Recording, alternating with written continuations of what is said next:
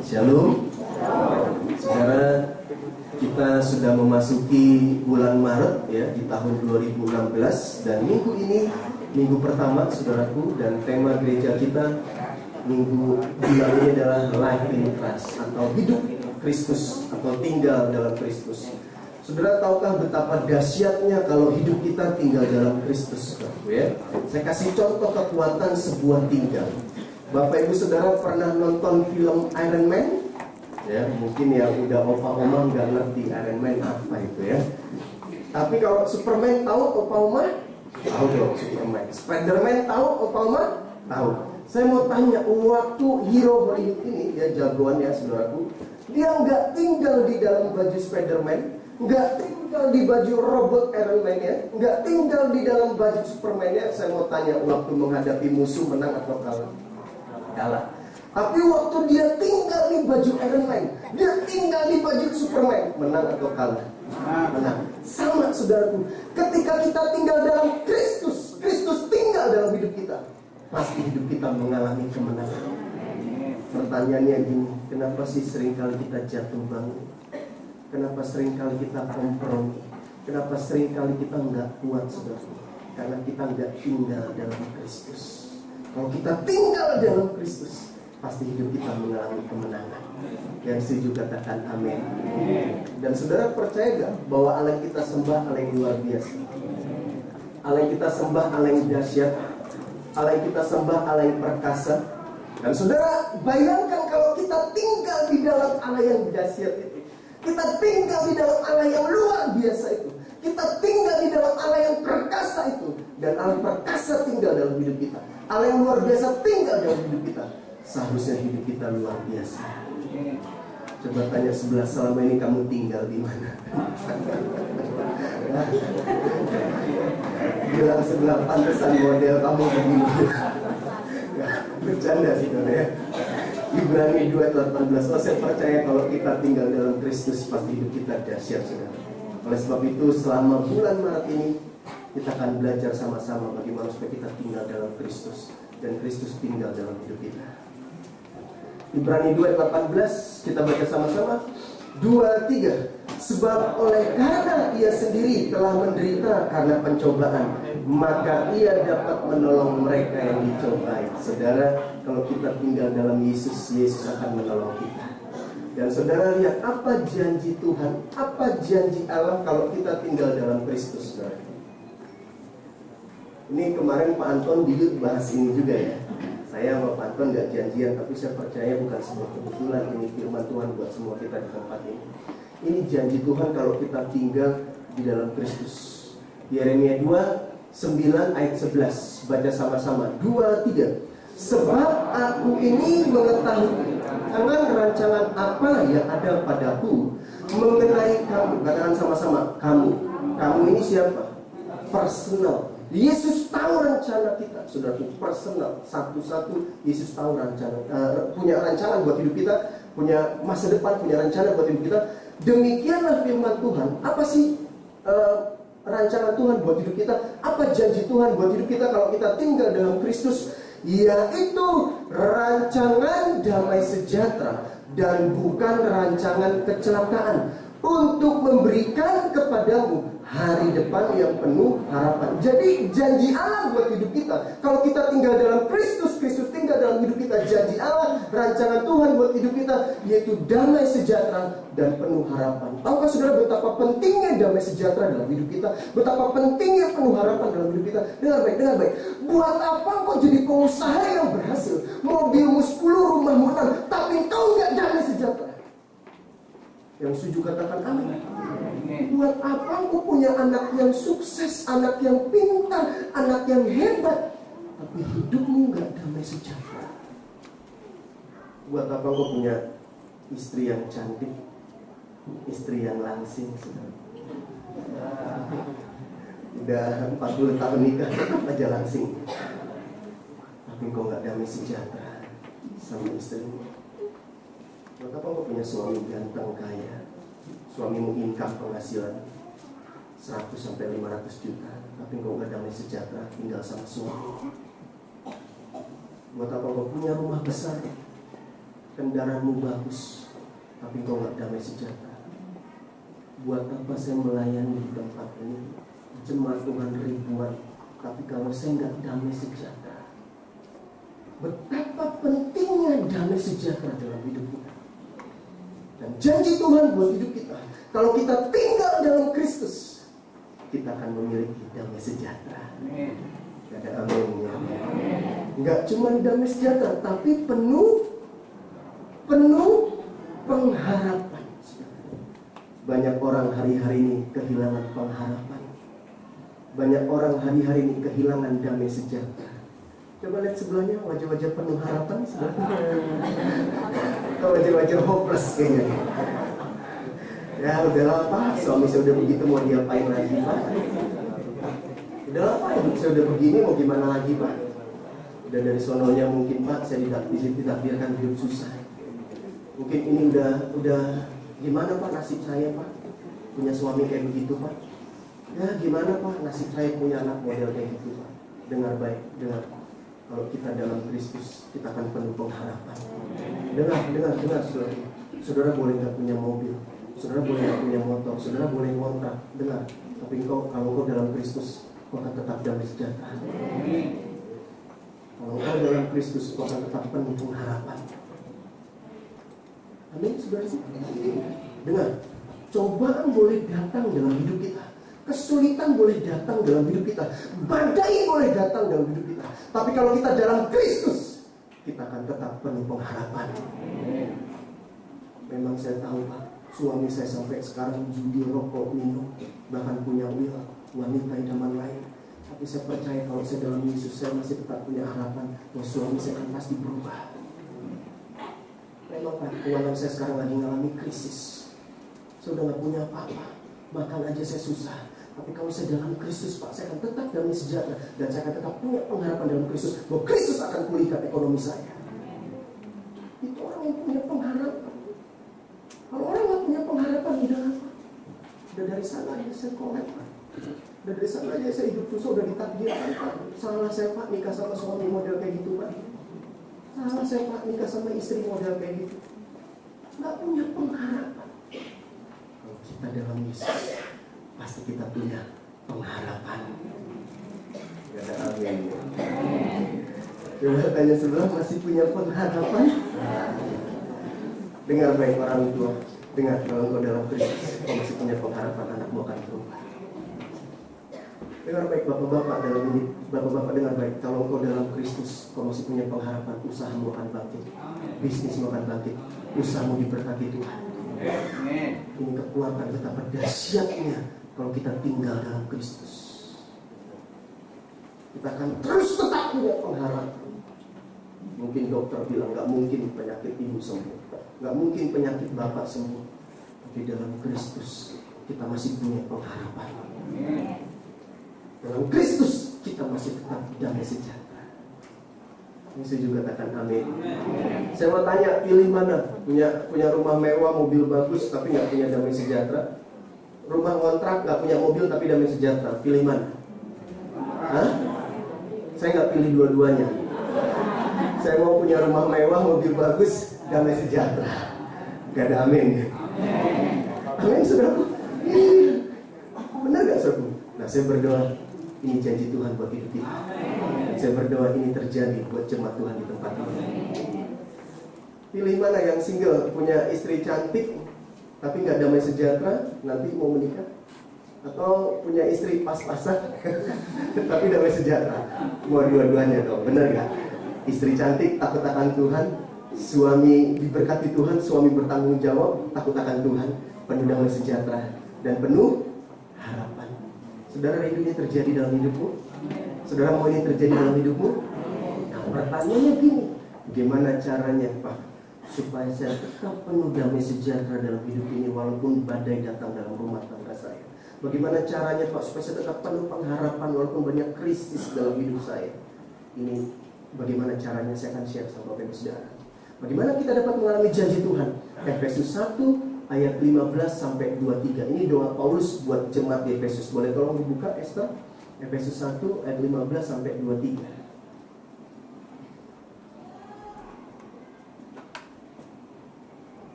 Oke, saudara perhatikan, ini doa Rasul Paulus buat jemaat di Efesus.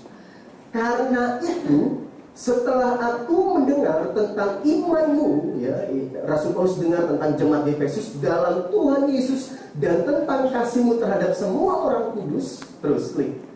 Aku pun tidak berhenti mengucap syukur karena kamu. Jadi Rasul Paulus senang mendengar jemaat di Efesus bertumbuh, saling mengasihi. Rasul Paulus mengucap syukur kepada Tuhan. Dan aku selalu mengingat kamu dalam doaku. Jadi Rasul Paulus selalu mengingat jemaat di Efesus, selalu berdoa untuk jemaat di Efesus. Lalu apa doa Rasul Paulus buat jemaat di Efesus? Saudara lihat, apa doa Rasul Paulus buat jemaat di Efesus?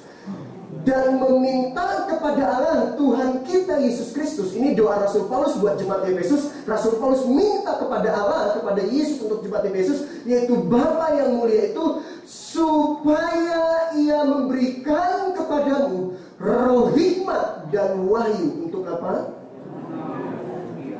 Untuk mengenal Dia dengan. Jadi ternyata doa Rasul Paulus buat jemaat di Efesus enggak kayak begini, saudaraku. Tuhan berkatilah jemaat di Efesus. Enggak, saudara. Tuhan biar jemaat di Efesus berkatnya melimpah-limpah. Enggak, saudara. Tapi ternyata apa doa Rasul Paulus buat jemaat di Efesus? Doa Rasul Paulus buat jemaat di Efesus. Coba balik lagi. Balik. Enggak, sebelumnya. Ke-17 ini, saudara perhatikan doa Rasul Paulus, supaya Yesus memberikan kepadamu apa?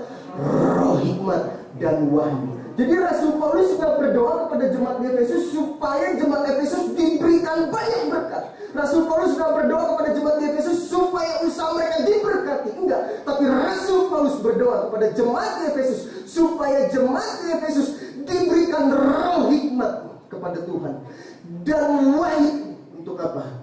Mengenal Dia. Percayalah, saya setiap pagi berdoa buat saudara. Dan saya mau praktek doa Rasul Paulus. Setiap pagi saya sama istri berdoa. Tuhan, kami berdoa biar jemaatmu GUP Kingdom Community mengenal Tuhan dengan benar. Karena gini, sikap kita akan ditentukan bagaimana dengan sikap kita mengenal Tuhan dengan benar. Kalau kita mengenal Tuhan dengan benar, pasti hidup kita benar. Kenapa hidupmu gak benar? Karena jangan-jangan selama ini kau gak mengenal Tuhan dengan benar. Hanya saya berdoa, saudara, setiap hari saya berdoa supaya jemaat Tuhan di tempat ini, saya belajar dari Rasul Paulus, diberikan hikmat, diberikan kewahyuan kepada Allah. Untuk apa? Untuk mengenal Tuhan dengan benar. Kalau mengenal Tuhan dengan benar, berarti ada orang yang mengenal Tuhan dengan tidak. Coba tanya sebelah, hidup kamu mengenal Tuhan dengan benar enggak? Hah? Coba tanya. Pak, dari mana kita tahu bahwa orang itu mengenal Tuhan dengan benar atau enggak? Gampang, lihat aja bagaimana cara hidupnya. Pak, bagaimana kita tahu bahwa orang itu mengenal Tuhan dengan benar atau enggak? Gampang, lihat aja bagaimana cara bicaranya, bagaimana sikapnya terhadap istri, bagaimana sikapnya terhadap suami, bagaimana sikapnya terhadap orang lain. Nah, saya percaya kalau kita mengenal Tuhan dengan benar, pasti hidup kita akan benar. Ini selama bulan Maret ini kita akan belajar bagaimana supaya kita mengenal Tuhan dengan benar.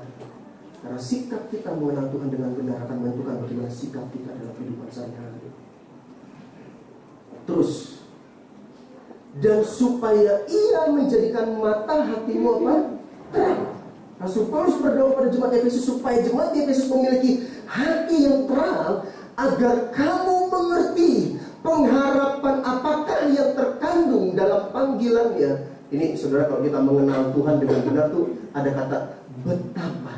Katakan sama-sama, betapa kayanya kemuliaan bagian yang ditentukannya bagi orang-orang kudus. Kalau orang cuma kenal biasa, nggak ada kata betapa.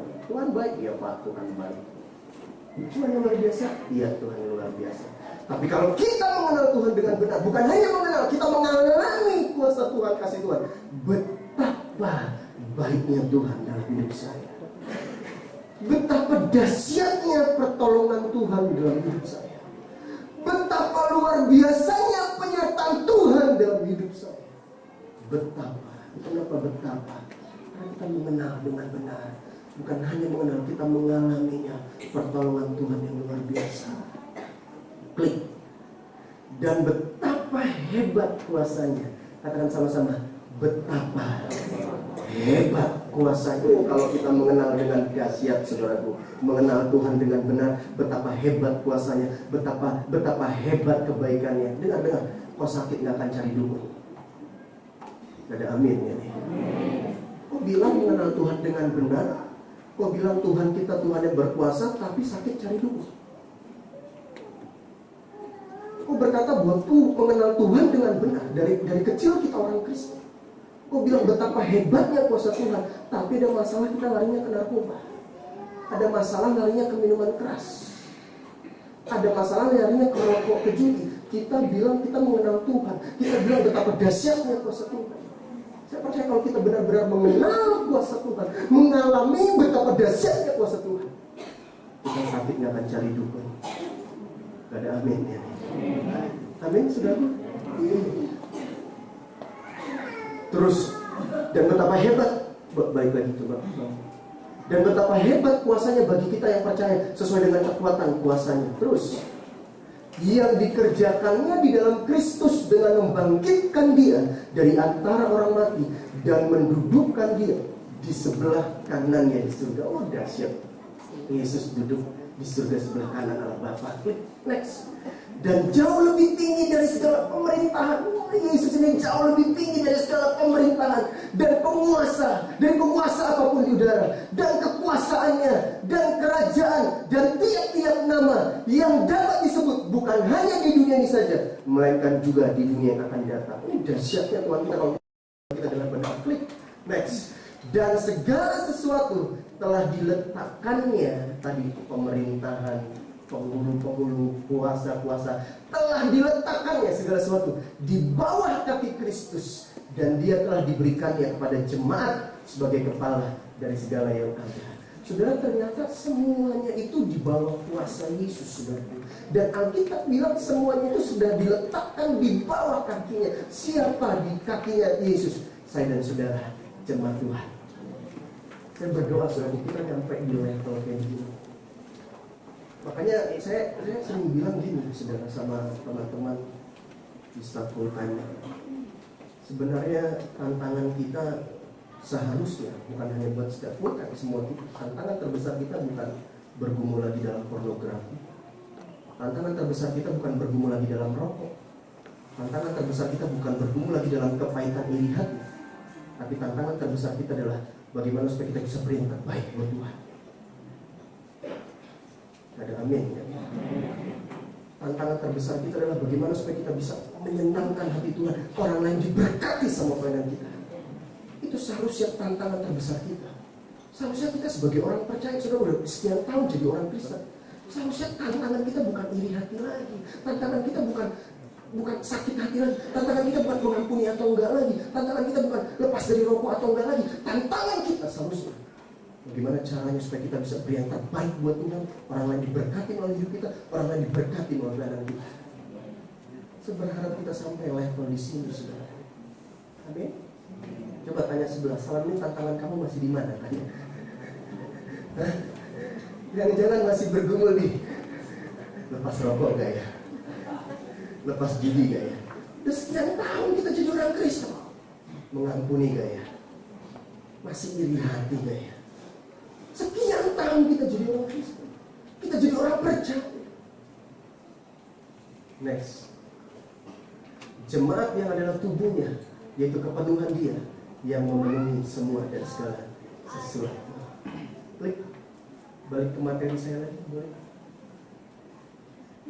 Ya. Saudara perhatikan doa Paulus buat jemaat Efesus supaya memberikan kepada roh hikmat dan wahyu untuk mengenal dia dengan benar. Ya. Jadi nanti di bahan pokok doa buatnya mau ditambahin di bahan pokok doa. Karena kan Kamis kita doanya yang sakit sembuhkan, yang nggak dapat kerja kasih kerjaan, ya kan? Yang ada usaha semakin diberkati Tuhan, itu nggak salah doanya. Tapi doa poin utama kita, jemaat GUP, jemaat Tuhan di tempat ini, mengenal Tuhan dengan benar. Cuma 2 orang yang bilang amin. Amin. Amin. Pengenalan kita akan Tuhan menentukan bagaimana hidup kita. Ya, pengenalan kita akan Tuhan akan menentukan bagaimana hidup kita. Banyak orang ini tragisnya gini, ironisnya gini. Banyak orang keluar masuk gereja, bahkan melayani, tapi tidak mengenal Tuhan dengan benar. Ini tragis sekali buat saya. Hobinya keluar masuk gereja, hobinya ikut KKR sana sini, tapi nggak mengenal Tuhan dengan benar. Saya berdoa kita bukan hanya hobi masuk keluar gereja. Saya berdoa kita bukan hanya hobi nyanyi di gereja, kita bukan hanya hobi main musik di gereja, kita bukan hanya hobi melayani di gereja. Tapi saya berdoa kita mengenal Tuhan dengan benar. Karena saya percaya kalau kita mengenal Tuhan dengan benar, pasti hidup kita akan benar. Pengenalan kita akan Tuhan akan menentukan bagaimana hidup kita. Pengenalan kita akan Tuhan akan menentukan bagaimana sikap kita terhadap orang lain, sikap kita terhadap pasangan kita, sikap kita terhadap sesama kita. Sampai sejauh ini mengerti katakan yes. Gereja seharusnya menaklukkan segala sesuatu, karena itu janji Tuhan buat hidup kita. Gereja tidak akan kalah terhadap masalah, kesulitan, dan lain-lain. Kalau saya bilang gereja bukan denominasinya, bukan gedungnya. Kalau saya bilang gereja, saya dan saudara. Ini janji Tuhan bahwa kita akan menaklukkan sesuatu. Dengar, dunia boleh mengalami krisis, saudaraku, tapi saya percaya gereja boleh juga mengalami krisis, tapi gereja akan tetap kuat. Amin. Kalau saya ngomong gereja bukan gedung, bukan denominasinya, tapi saya dan saudara. Dunia boleh mengalami kesulitan, saya dan saudara boleh mengalami kesulitan, tapi kalau kita dalam Kristus, kita akan tetap kuat. Itu janji Tuhan dalam hidup kita. Ya. Seharusnya kita mempengaruhi dunia, bukan dunia yang mempengaruhi kita. Tapi kalau kita mau jujur, hari-hari ini kita dipengaruhi dunia atau kita yang mempengaruhi dunia? Halo, kan dunia lagi apa itu? LGBT, ya. Lesbi, gay, B-nya apa? Bukan big side, apa? Apa B-nya? Ya. Terus T-nya ganti alat kelamin gitu ya, saudara ya. Nah, saudara, saya mau berkata maaf hari ini. Banyak gereja terpengaruh, dan saudara tahu di Amerika satu pendeta ditangkap di sebuah gereja karena dia tidak mau memberkati orang yang homo. Jadi di Amerika itu negara sudah buat peraturan gereja harus memberkati orang homo, gereja harus memberkati orang lesbi. Dan gereja tidak ada satu hamba Tuhan tidak memberkati pasangan yang sesama jenis. Dan sudah tahu ini pendeta masuk penjara. Dan banyak gereja saudara, memberkati pasangan yang gay, banyak gereja memberkati pasangan yang lesbi. Seharusnya gereja bukan terpengaruh sama dunia, gereja mempengaruhi dunia. Ada amin ya. Amin. Seharusnya kita yang mempengaruhi dunia, bukan kita yang dipengaruhi dunia. Seharusnya kita mempengaruhi lingkungan kita, bukan lingkungan kita yang mempengaruhi kita. Yang setuju katakan amin. Yang setuju katakan yes. Lingkungan kita boleh merokok, tapi saudara tak terpengaruh. Justru saudara yang mempengaruhi mereka. Lingkungan kita boleh setiap hari kita ketemu orang-orang yang terikat judi, tapi kita tak terpengaruh sama mereka. Justru kita yang mempengaruhi mereka. Karena ini saudara itu, seharusnya kita mempengaruhi dunia, bukan dunia yang mempengaruhi kita. Mengenal Tuhan dengan benar adalah cara terbaik untuk kita mengalami janji. Saudara perhatikan ini. Yang berbahaya dari kekristenan bukan teroris atau orang-orang yang anti-Kristen, yang membom gereja, bukan yang menutup gereja, bukan itu yang berbahaya dari kekristenan. Tetapi yang berbahaya dari kekristenan adalah pengajaran-pengajaran yang salah, yang membuat kita tidak mengenal Tuhan dengan benar. Pengajaran sekarang ngeri-ngeri, saudara. Benar. Kalau kita nggak kuat dalam Tuhan, kita nggak tinggal dalam Tuhan, kita bisa terombang-ambingkan. Kita bisa terpengaruh. Benar. Rasul Paulus pernah tegur jemaat di Galatia.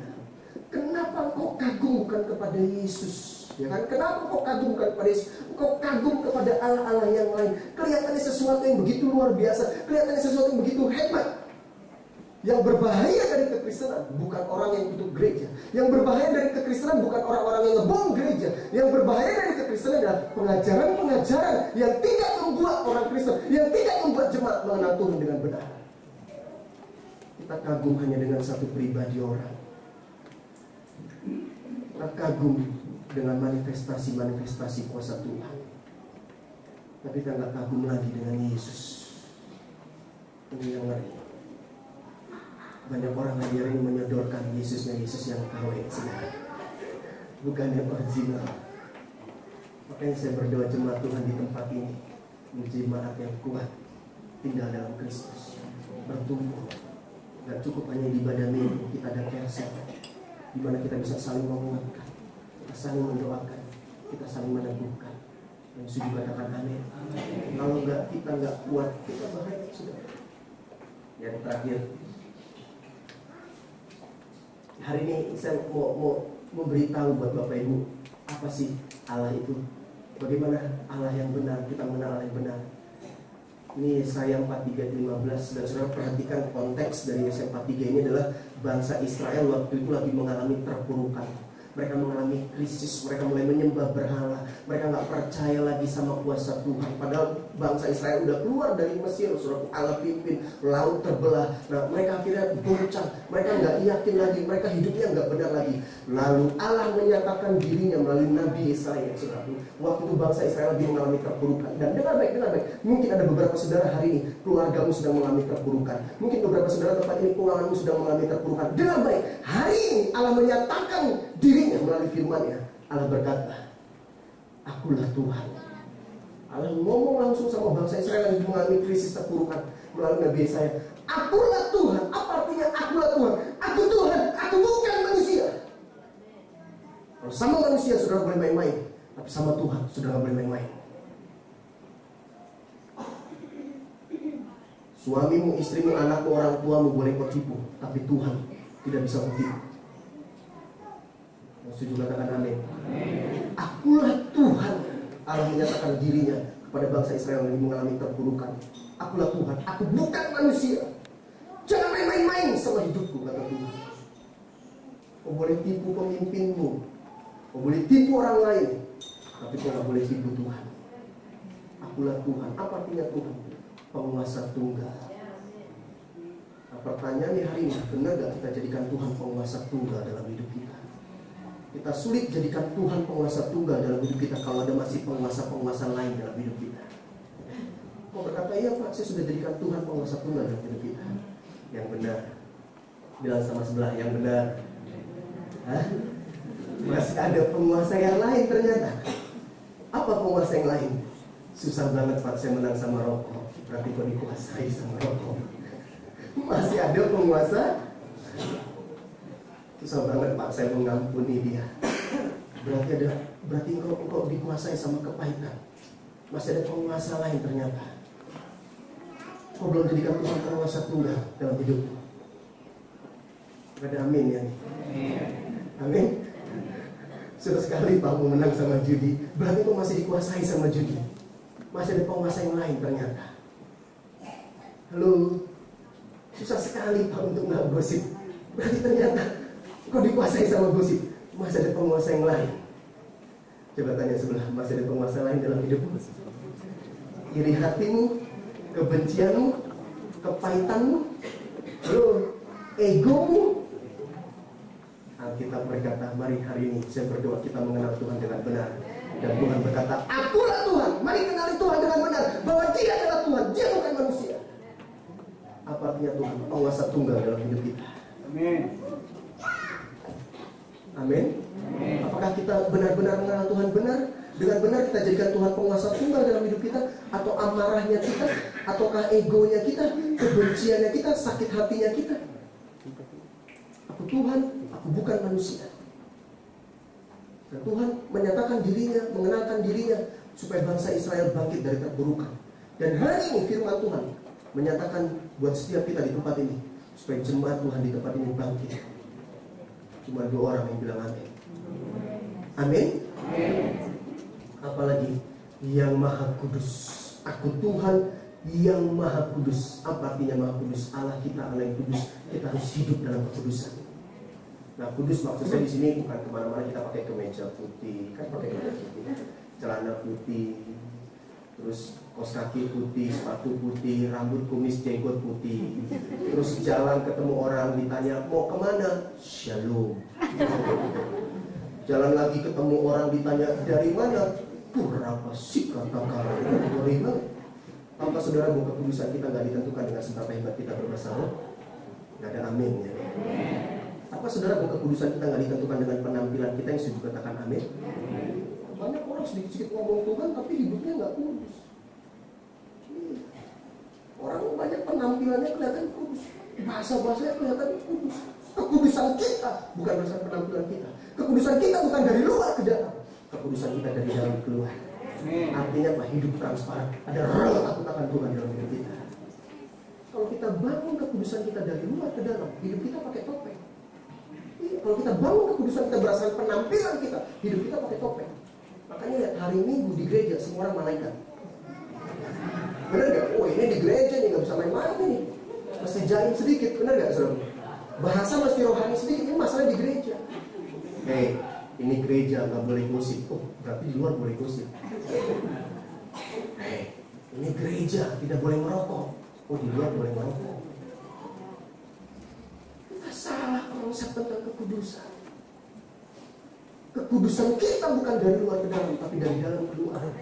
Hidup transparan, ada roh takut akan Tuhan. Amin. Mari saya berdoa. Tahukah saudara bahwa saya percaya bahwa kita dikuduskan sekali untuk selama-lamanya. Saya katakan amin. Kita bisa gak hidup kudus? Bisa, karena Allah kita Allah yang kudus dan kita tinggal dalam Allah yang kudus. Dengar baik. Saudara datang ke gereja bukan supaya hidupmu kudus, karena kita sudah dikuduskan. Saudara baca firman Tuhan setiap pagi, berdoa setiap pagi, bukan supaya kau hidup kudus, karena kau sudah dikuduskan. Kita baca firman kita ke gereja karena kita hidup dalam kekudusan itu. Bukan supaya hidup kudus, kita hidup di kekudusan itu. Ada roh takut akan Tuhan dalam hidup kita. Banyak orang hidup yang pakai topeng. Gereja semua kudus malaikat. Shalom, apa kabar? Puji Tuhan, haleluya. Di rumah istri anak digapai. Why to try the champion?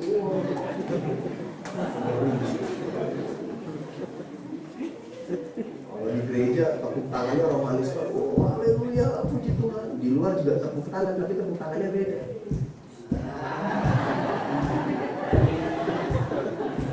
Coba bilang sebelah, saya ngerti apa yang dimaksud pembicara. Di gereja suka tepuk tangan, di luar juga suka tepuk tangan. Tepuk tangannya beda. Kekudusan kita salah selama ini. Kekudusan kita dari dalam keluar ada roh takut akan Tuhan. Maha kudus. Ada roh takut akan Tuhan dimanapun kita berada. Bukan hanya di gereja hidup kudusnya. Akulah Tuhan penguasa tunggal dalam hidup kita. Mari kenali Tuhan dengan benar hari ini, bahwa Tuhan penguasa tunggal dalam hidup kita. Tidak ada boleh penguasa-penguasa lain dalam hidup kita. Sakit hati kita, kecewa kita, pahitnya kita, amarah kita, tidak boleh ada. Yesus penguasa tunggal. Karena kekristenan bukan 99%, kekristenan adalah 100%. Yesus penguasa tunggal dalam hidup kita. Maha kudus.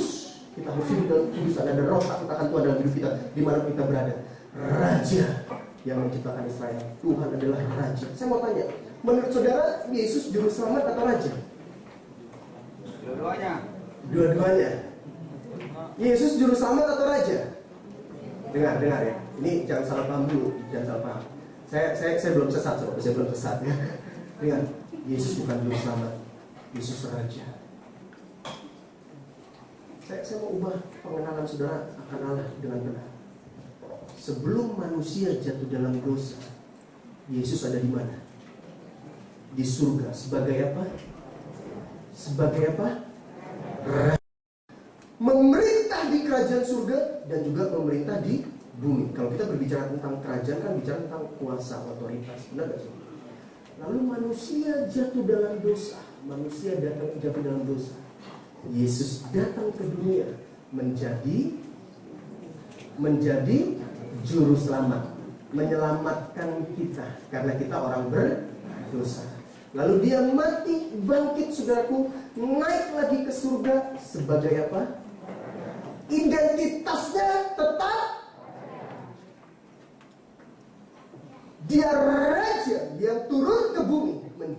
Juru Selamat. Kenapa saya perlu bahas ini? Sorry, karena banyak orang Kristen yang menjadikan Yesus Juru Selamat dalam hidup. Yesus Raja atas hidup kita. Apa artinya Raja? Memerintah, berdaulat atas hidup kita. Kita perlu taat total 100% sama Raja. Lihat, kalau orang Kristen cuma jadikan Yesus Juru Selamat, doanya doamaksa.com. Orang Kristen cuma jadikan Yesus Juru Selamat, doanya doamaksa.com. Tahu doamaksa.com? Kalau berdoa pengennya kehendaknya terus yang terjadi, bukan kehendak Tuhan. Kalau raja berbicara tentang apa? Kehendak. Kalau di sebuah kerajaan yang berkehendak siapa? Yang berkehendak siapa? Raja, bukan rakyat. Kalau kita dijadikan Yesus Juru Selamat, doa kita doa maksa sama Tuhan. Kehendak kita terus yang pengen. Padahal Yesus ajarin kok, kalau aku berdoa, berdoa demikian. Bapa kami yang di surga, dikuduskanlah namamu, datanglah kerajaanmu, jadilah kehendakmu, bukan kehendak kita. Kalau kita mau jujur sama ini kan kita berdoa selalu kehendak kita kan. Kita gak pernah belajar untuk kehendakmu jadilah atas hidupku Tuhan. Aku mau taat total, aku mau berserah total sepenuhnya, aku mau taat kehendakmu yang jadilah. Kalau kita kan enggak cuma jadikan Yesus Juru Selamat. Tuhan, aku udah kolab, selamatkan usahaku Tuhan. Tuhan, aku udah stroke, selamatkan hidupku, sembuhkan aku Tuhan. Tuhan, anak penarkoba, pulihkan anakku Tuhan.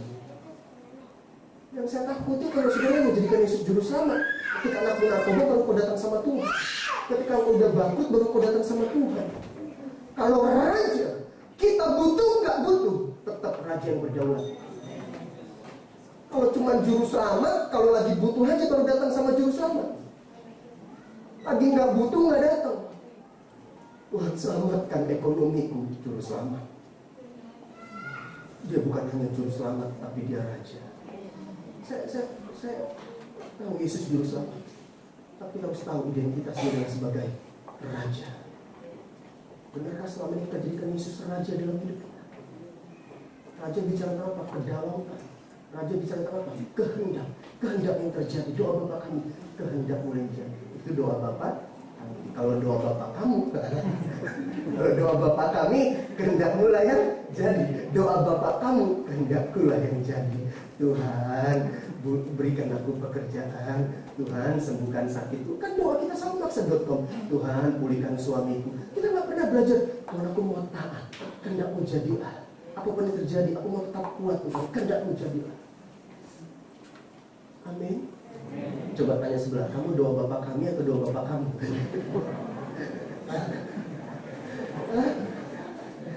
Maksa.com. Udah susah baru datang sama Juru Selamat. Kalau raja gak ada sangkut paut hidup susah senang atau enggak, bangkrut senang atau enggak, tetap dia yang berdaulat. Tetap kehendaknya yang jadi. Mari jadikan Yesus raja dalam hidupmu. Apa sih artinya kehendak raja berdaulat? Prioritas, Pak. Yang jadi prioritas dalam hati kita siapa? Bukan bicara tentang waktu. Saudara sebagai pengusaha, karyawan, pekerja, pasti waktumu lebih banyak di usaha, di bisnis. Benar gak saudara? Bukan bicara tentang waktu. Saudara sebagai ibu rumah tangga pasti waktumu lebih banyak di rumah.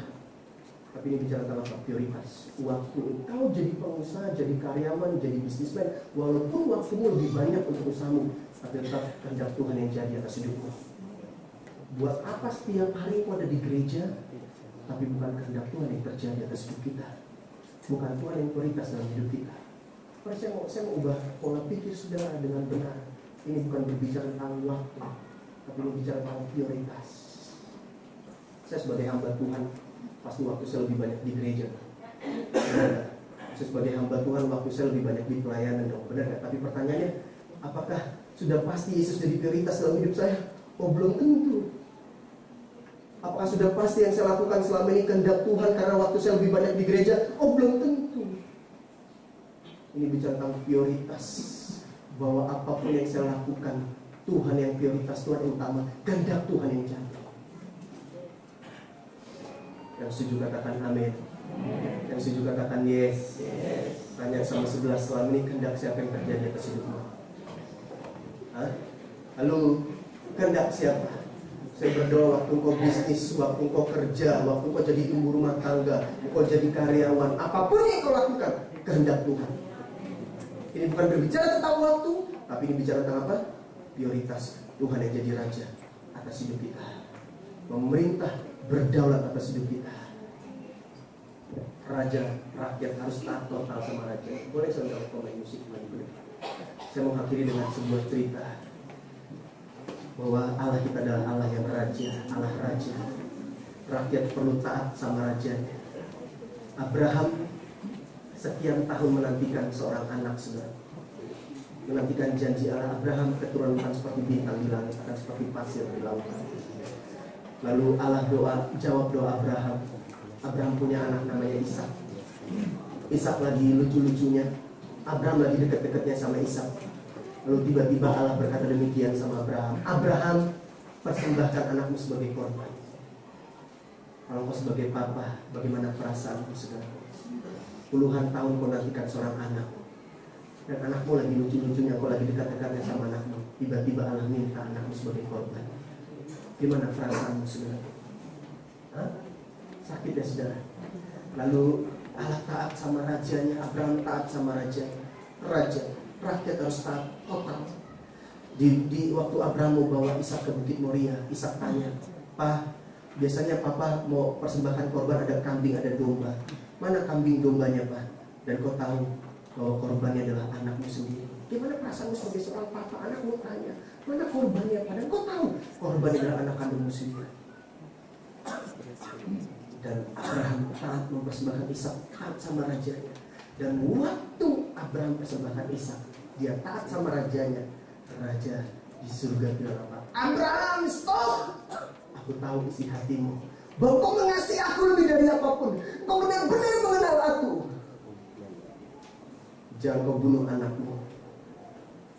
Dan saudara tahu, ketika Abraham taat sama rajanya, disitulah ada pertama kali istilah kata Jehovah Jireh, Allah yang menyediakan. Dengar, ketika kita taat total sama raja kita nggak perlu khawatir, kita nggak perlu takut. Dia menyediakan buat setiap kita. Saya pernah ke Brunei, saudaraku. Itu Sultan Brunei kaya sekali. Saya tanya, "Pak, ini museum punya siapa?" "Punya Sultan." "Jalanan punya siapa?" "Punya Sultan." "Ini masjid punya siapa?" "Punya Sultan." Tapi saudara tahu, walaupun hampir semua pribadi milik Sultan Brunei, itu rakyatnya makmur-makmur, rakyatnya kaya-kaya. Satu mobil bisa 3 rumah. Itu petani aja income-nya bisa puluhan juta. Artinya gini, kalau Sultan Brunei bertanggung jawab buat rakyatnya, masa raja kita di surga, bapak kita di surga, gak bertanggung jawab buat anaknya. Ini mau kita taat kepada raja kita. Dia bukan hanya juru selamat dalam hidup kita, tapi dia raja atas hidup kita, memerintah, berdaulat. Saya rindu jemaat Tuhan di tempat ini memiliki pengenalan yang benar akan Allah. Karena pengenalan kita akan Allah menentukan bagaimana sikap kita, hidup kita. Mari kita bangkit berdiri, kita datang sama Tuhan. Mari tutup mata saudara, tundukkan kepalamu. Hari ini Allah dapat berkat Tuhan. Anggur bukan hanya berbicara tentang berkat, anggur bukan hanya berbicara tentang kesegaran, anggur bukan hanya bicara tentang mujizat, tapi anggur itu adalah pribadi Yesus sendiri. Yang setuju katakan amin. Jadi pribadi Yesus mau ada dalam hati kita. Oleh sebab itu hati kita mesti hati yang baru. Saya berdoa di tahun 2016 ini bukan hanya tahun yang baru, hati kita juga baru. Cara berpikir kita baru, hidup kita baru. Nah, kalau kita mau dapat anggur yang baru, hatinya, kirbatnya mesti kirbat yang baru. Ya, jadi anggur itu bukan hanya bicara tentang mukjizat, anggur itu bukan hanya bicara tentang kesembuhan, anggur bukan hanya bicara tentang berkat kesegaran, tapi pribadi Yesus sendiri. Nah, pribadi Yesus sendiri mau ada dalam hati kita. Tapi masalahnya anggur itu nggak dicurahkan, Yesus itu nggak ada. Kenapa? Karena hati kita masih hati yang lama. Apa itu hati yang lama? Keinginan jadi kita, hawa nafsu kita, ego kita. Oleh sebab itu hati kita mesti hati yang baru, supaya Yesus bisa berdaulat atas hidup kita. Amin. Yesaya 43 ayat 18 sampai 19. Baca sama-sama. 2, 3. Firman-Nya, janganlah ingat-ingat hal-hal yang dahulu, dan janganlah perhatikan hal-hal yang dari zaman purbakala. Lihat, aku hendak membuat sesuatu yang baru, yang sekarang sudah tumbuh. Belumkah kamu mengetahuinya? Ya, aku hendak membuat jalan di padang gurun dan sungai-sungai di padang belantara. Jadi ada dua hal yang saya mau share dengan Bapak Ibu hari ini. Bagaimana supaya kita punya kantong yang baru, hati yang baru, saudara. Yang pertama, supaya kita bisa mendapat anggur baru itu, kita mesti punya perspektif atau cara pandang yang benar. Tahukah saudara bahwa cara pandang kita akan menentukan bagaimana hidup kita? Ya, setuju, katakan amin. Saya ulangi, perspektif kita terhadap sesuatu, cara pandang kita terhadap sesuatu akan menentukan bagaimana sikap kita terhadap sesuatu. Ya, saya kasih contoh. Kalau saya tanya wanita-wanita, ya, warna pink, apa perspektif saudara tentang warna pink? Apa sudut pandang saudara tentang warna pink? Mungkin wanita-wanita berkata dalam hatinya, itu warna favorit saya, ya kan? Kalau pria-pria saya tanya, apa perspektif saudara tentang warna pink? Hah? Pasti pria-pria bilang, itu bukan saya banget, ya kan? Padahal saudara percaya gak? Saudara percaya gak bahwa semua warna diciptakan bukan hanya untuk wanita, termasuk warna pink? Gak ada amin ya. Tapi karena kita sudah punya perspektif tentang warna pink, itu punyanya wanita, ya kan? Jadi pria-pria jadi nggak mau pakai baju warna pink, termasuk saya. Perspektif kita terhadap sesuatu, sudut pandang kita terhadap sesuatu akan menentukan bagaimana hidup kita. Ya, contoh lagi misalkan, Yotam lagi gantian, jangan Tommy terus ya. Yotam kan maco, cool, cool, maco, keren kan, pemain keyboard. Terus kerjanya AC, itu kan cowok banget kan, orang lapangan. Ini contoh yang ada, cuma contoh. Ada wanita pengen deketin, penasaran sama Yotam, terus tanya, kakak Yotam, warna favoritnya apa? Terus Yotam bilang, pink. Kira-kira wanita langsung nilainya apa? Ya ampun, ternyata Yotam muka rainbow hati Tweety.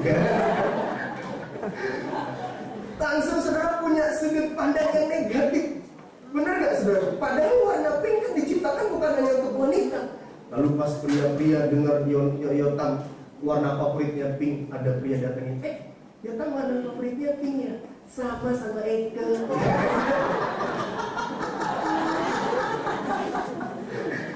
Padahal warna pink itu bukan hanya untuk wanita.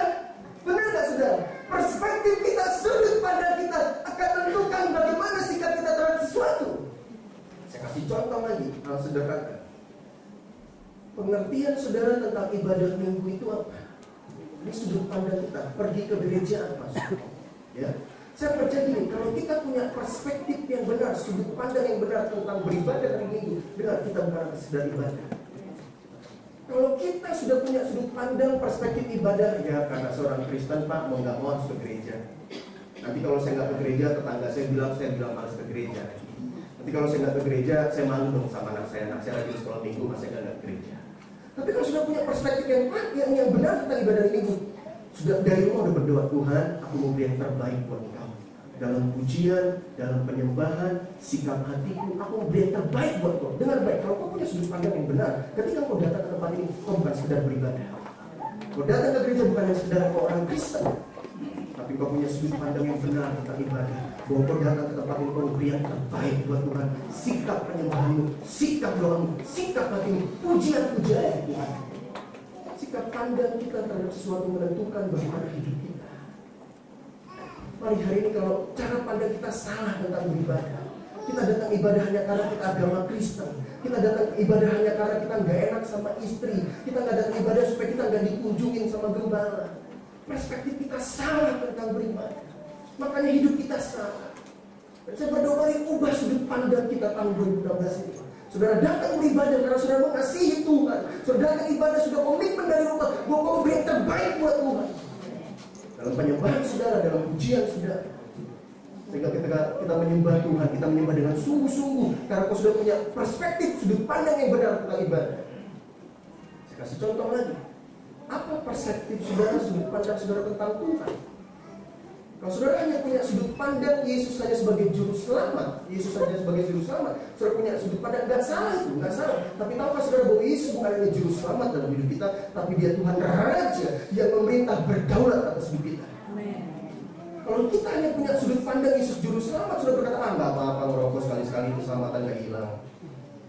Nggak apa-apa minum, main judi sekali-sekali, keselamatan gak hilang. Yesus baik, Tuhan yang baik, Dia juru selamat buat hidup kita. Saya setuju Yesus juru selamat, tapi Yesus bukan hanya juru selamat, Dia Raja atas hidup kita, memerintah berdaulat atas hidup kita.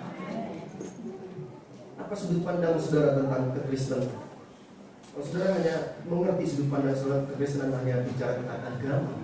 Kekristenan bukan hanya agama, kekristenan pengikut Yesus, taat 100%, jadi murid Yesus. Yesus memerintah 100%. Kekristenan bukan 90%, bukan 99%. Kekristenan yang berdaulat, Yesus memerintah atas hidup kita. Apa perspektif saudara, sudut pandang saudara tentang sesama, atau tentang istri, tentang suami? Lalu istri-istri, apa perspektifmu, sudut pandang tentang suami? Suami kerjanya cari uang, Pak. Suami kerjanya mencukupi kebutuhan nafkah istri dan anak-anak. Halo, kalau saudara taunya perspektif suami hanya taunya cuma cari uang, nanti suami nggak ada uang, saudara marah-marah terus. Istri saya punya kekurangan, saya juga punya kekurangan, tapi saya belajar memiliki sudut pandang yang benar tentang istri. Istri bukan hanya melayani suami, suami juga harus melayani istri. Amin. Istri bukan hanya harus menghormati suami, suami juga harus menghormati istri. Perspektif kita, sudut pandang kita terhadap suatu akan menentukan bagaimana hidup kita. Dan mengerti, katakan amin. Perspektif kita terhadap sesama. Saudara menilai saya, sudut pandang saudara terhadap saya bagaimana, akan menentukan bagaimana sikapmu terhadap saya. Saya menilai saudara terhadap saudara bagaimana, akan menentukan bagaimana sikap saya terhadap saudara. Nah, hari ini di tahun 2016 kita menerima anugerah yang baru. Oleh sebab itu, saudara, yang pertama kuncinya, kita mesti punya cara pandang yang benar tentang hidup ini. Yang setuju katakan amin. Yang setuju katakan yes. Firman Tuhan bilang ini, janganlah ingat-ingat hal yang dahulu, dan janganlah perhatikan hal-hal yang dari zaman purbakala. Ya. Dan Roma 15 ayat 4, baca sama-sama. 2, 3. Sebab segala sesuatu yang ditulis dahulu telah ditulis untuk menjadi pelajaran bagi kita, supaya kita teguh berpegang pada pengharapan oleh ketekunan dan penghiburan dari kitab suci. Jadi bagaimana sudut pandang saudara tentang hidup saudara? Kalau saudara punya sudut pandang yang salah tentang hidupmu, maka salahlah hidupmu. Kalau saudara berkata, Pak, masa lalu saya hancur, Pak. Saya pernah hamil di luar nikah, saya pernah cerai, saya pernah aborsi, saya judi, saya rokok, saya minum. Nggak mungkin orang seperti saya masih bisa bangkit lagi. Nggak mungkin orang seperti saya masih bisa dipakai Tuhan. Kalau kamu punya sudut pandang yang salah tentang hidupmu, maka salah hidupmu. Dan dengar baik hari ini, dengar baik. Siapapun orangnya, dengar baik. Apapun masa lalumu, dengar baik. Tuhan mau pakai kau hari ini. Amin, saudara. Jangan hidup di masa lalu, tapi belajarlah dari masa lalu. Kita nggak bisa mengubah masa lalu, tapi kita bisa mengubah masa depan. Dan hari ini, mari punya sudut pandang yang benar tentang hidupmu. Lupakan tahun 2015, lupakan tahun-tahun sebelumnya. Kita melangkah yang baru di tahun 2016. Karena kita nggak bisa mengubah masa lalu, tapi kita bisa mengubah masa depan. Di ibadah tutup tahun, saya pesankan pesan firman Tuhan buat kita sehati. Saudara masih ingat firman Tuhan ibadah tutup tahun? Sehati. Bagaimana kita bisa sehati suami istri bersama jemaat Tuhan? Kita harus melupakan kesalahan istri kita. Kita harus melupakan kesalahan suami kita. Kita harus melupakan kesalahan jemaat satu sama lain. Kalau kita selalu ingat kesalahan masa lalu orang lain, kita nggak akan pernah bisa sehati. Yang setuju katakan amin. Mari jangan hidup dari masa lalu, hiduplah untuk masa depan. Karena kita nggak bisa mengubah masa lalu, tapi kita bisa mengubah masa depan. Masa depan kita jauh lebih penting dari masa lalu kita. Nah, hari ini saya mau ajak Bapak Ibu Saudara, maukah di tahun 2016 kita punya sudut pandang yang benar tentang GUP di tempat ini? Gak ada amin ya. Jadi saya nggak mau dengar lagi, oh nggak mungkin Pak GUP bisa bangkit, nggak mungkin Pak GUP bisa dahsyat, Pak nggak mungkin Pak. Kita nggak mau hidup lagi dari masa lalu. Kita mau hidup untuk masa depan. Amin. Jangan ingat-ingat lagi kesalahan siapapun. Jangan ingat kesalahan pendetamu. Jangan ingat kesalahan sahabatmu. Jangan ingat kesalahan suami istrimu. Karena kita nggak bisa hidup di masa lalu. Kita mau hidup di masa depan. Bahkan kita nggak mau dengar lagi ada orang berkata di GUP tidak ada Tuhan lagi. Siapa bilang datang ke GUP orang akan mengalami kuasa Tuhan. Amin. Kalau punya sudut pandang yang benar tentang gereja kita, tentang hidup kita, tentang sesama kita. Amin. Coba tanya sebelah, bagaimana sudut pandang kamu terhadap aku? Tanya. Bagaimana sudut pandang kamu terhadap aku? Karena akan menentukan bagaimana hidup kita, bagaimana sikap kita terhadap orang tersebut. Dan hari ini kita mempunyai sudut pandang yang positif. Amin, saudara. Kita melihat ini perspektif cara pandang. Pengalaman negatif menjadi kehidupan negatif. Jadinya apatisme, mengasihani diri sendiri. Saya kasih contoh. Ini ada seorang tragedi kehidupan. Dia mau mati bunuh diri. Seorang wanita mau mati bunuh diri karena dia merasa di dunia ini masalah yang paling berat yaitu dia. Dia merasa di dunia ini paling banyak masalahnya yaitu dia. Pernah ketemu orang kayak begini? Jadi di dunia ini seakan-akan masalah paling banyak itu dia, masalah paling besar itu dia. Pernah ketemu? Nah, ini saya kasih contoh. Dia mau mati bunuh diri karena dia merasa di dunia ini masalah paling banyak, paling besar itu dia. Di lantai 10 waktu dia mau bunuh diri, waktu dia mau mati bunuh diri, saya melihat sepasang suami istri di lantai 10 sedang bertengkar keras.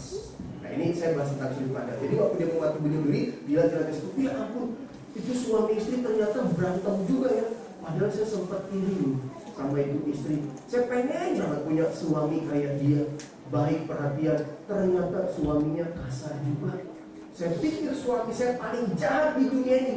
Ternyata yang lebih jahat dari suami saya. Yang mau dikatakan yes.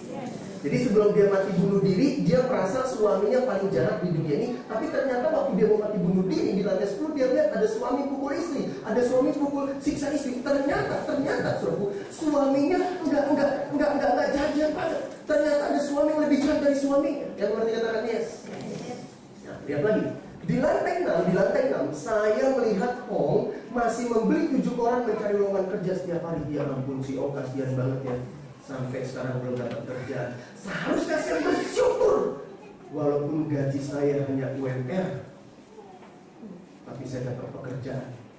Seharusnya saya nggak perlu bunuh diri. Walaupun gaji saya nggak besar. Si Ong ternyata sampai sekarang belum dapat kerjaan. Sampai sudah mulai dikatakan amin. Ini bicara kan sudut pandang. Ada orang yang merasa di dunia ini, merasa gajinya paling kecil di dunia ini, merasa orang paling tidak diberkati di dunia ini sama Tuhan. Ternyata di lantai 7 ada orang yang belum dapat pekerjaan, walaupun gajinya hanya sebatas pendek, tapi ada orang yang sampai sekarang masih cari pekerjaan. Di lantai 5, Bapak Om sudah mencoba baju istrinya yang baru dia belikan. Dia sangat takut dengan istrinya. Ternyata si Bapak Om dari luar doang kelihatan sangar. Ternyata DKI juga di bawah ketiak istri ya, padahal kelihatan maco banget nih Bapak Om. Kelihatan gagal banget. Saya sering bandingin suami saya sama Bapak Om. Saya sering compare suami saya gak kayak Bapak Om. Ternyata Bapak Om sama juga sama suami saya, takut juga sama saya. Nah di lantai 4 si Desi sedang bertengkar dengan pacarnya yang kembali. Nah dengar baik. Kalau saudara ada yang belum menikah hari ini, saudara seharusnya bersyukur. Artinya saudara bisa lebih bijak memilih pasangan hidup yang mana dari Tuhan, mana bukan dari Tuhan. Dan saudara lihat si Desi belum nikah aja, masih pacaran udah dicekek. Lihat, ini masih pacaran loh, belum nikah, udah dicekek. Gimana udah nikah nanti? Jadi ada kabar baik hari ini yang belum menikah. Miliki sudut pandang positif, saudaraku. Jangan merasa Tuhan malang banget nasib saya Tuhan ya. Kok udah 2016 belum ketemu juga Tuhan. Kan ada orang kalau usianya masih malah 20-an, ada orang deketin dia bilang gitu. Siapa kamu deket-deket saya?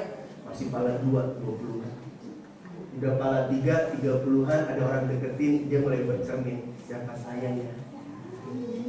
Udah pas pala 4 gak ada yang deketin, dia bilang siapa aja. Dengan yang belum menikah, nggak perlu siapa aja, nggak perlu diobrol, percaya segala sesuatu indah pada waktunya. Amin. Jadi yang belum menikah, mari memiliki sudut pandang positif. Walaupun di tahun 2016 belum ketemu, berpikir positif. Engkau bisa lebih bijaksana memilih pasangan hidup yang mana dari Tuhan, yang mana bukan dari Tuhan. Soalnya lihat sih, masih pacaran aja udah dicekek, ini belum nikah, apalagi udah nikah nanti. Nah di lantai 3, si kakek masih terus berharap setiap hari ada orang datang mengunjungi dia. Ya ampun, si kakek kasihan banget ya. masih ada sampai sekarang berharap ada orang datang bawain makanan, perhatiin dia. Saya bersyukur punya suami walaupun gak ganteng kayak Pak Raya, tapi dia perhatian. Amin. Gak ada amin. Ini kakek ada yang perhatian loh. Saudara-saudara bersyukur punya suami walaupun gak ganteng seperti saya, tapi masih perhatian sama saudara. Seharusnya saya bersyukur punya suami walaupun gajinya gak besar, tapi perhatian sama saya. Saya bersyukur punya anak yang perhatian sama saya, yang peduli sama saya.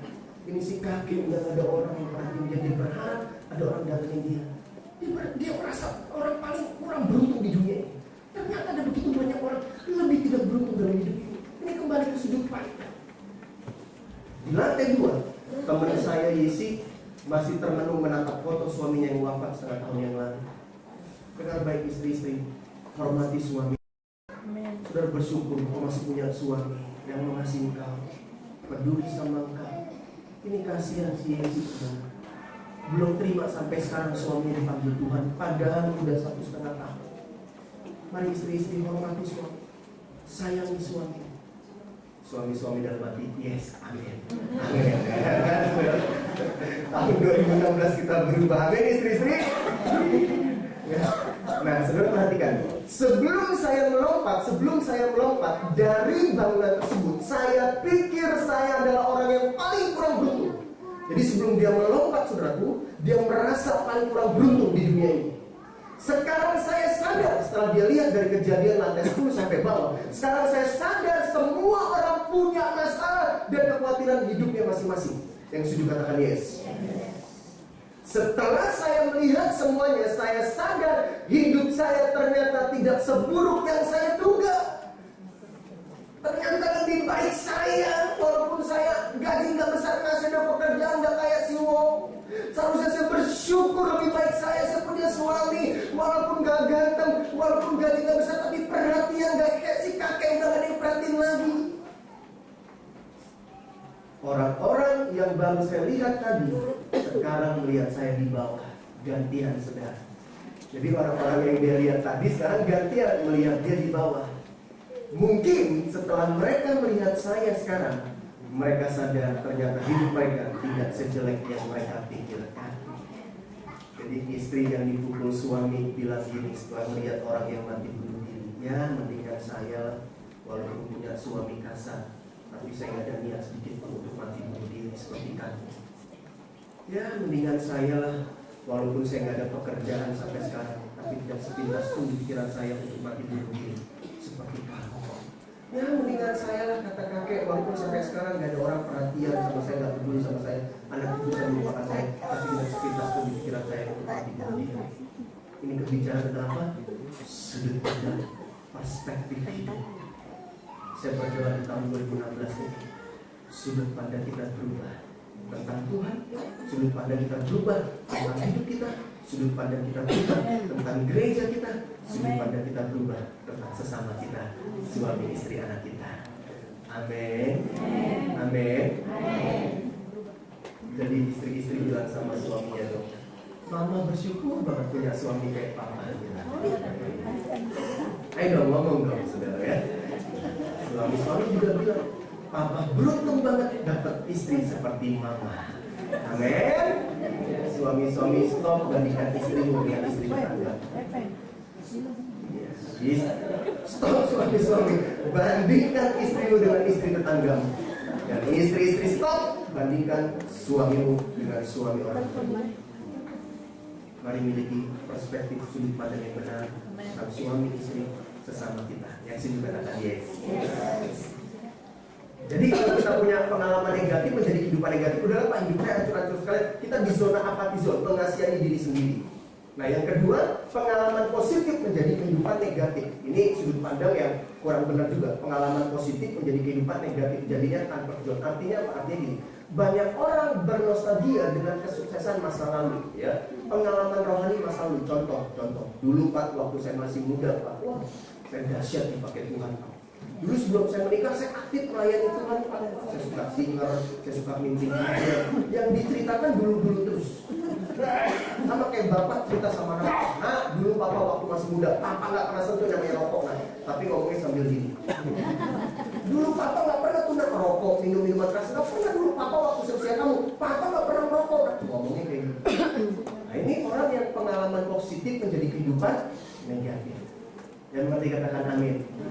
Dulu pak, waktu saya koordinator sekolah minggunya, wah ini sekolah minggu nggak kayak begini pak. Dulu waktu saya ketua pemudanya pak, wah ini pemuda nggak kayak begini pak. Yang diceritain dulu terus. Pengalaman positif menjadi kehidupan negatif. Yang diceritain dulu terus, ya. Kehebatan masa lampau atau masa lalu. Yang diceritain kehebatan masa lalu terus. Tapi hari ini nggak buat apa-apa.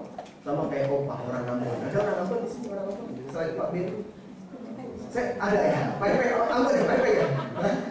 Saya suka sama orang Ambon satu. Ini opah orang Ambon. Kalau lagi kumpul sama cucunya, apalagi di tahun baru gini, ini opah suka cerita masa mudanya. Opah orang Ambon. Tahun baru Natal, keluarga, cucu semua kumpul. Opah cerita. Paling Ambon ya, paling ya. Opah cerita. Cucu, waktu opah masih muda. Opah ke puncak naik motor lepas tangan cucu. Cucunya bilang, opah hebat Oh iya cucu, opah dibonceng cucu. Jelas aja lepas tangan dibonceng. Terus opah cerita lagi sama cucu kehebatan masa lalu kan supaya cucunya bangga sama dia. Cucu, waktu opah masih muda, opah dikeroyok 5 orang. Opah bikin tumbang 3 orang cucu. Cucu sekarang kan pinter-pinter, kritis-kritis loh.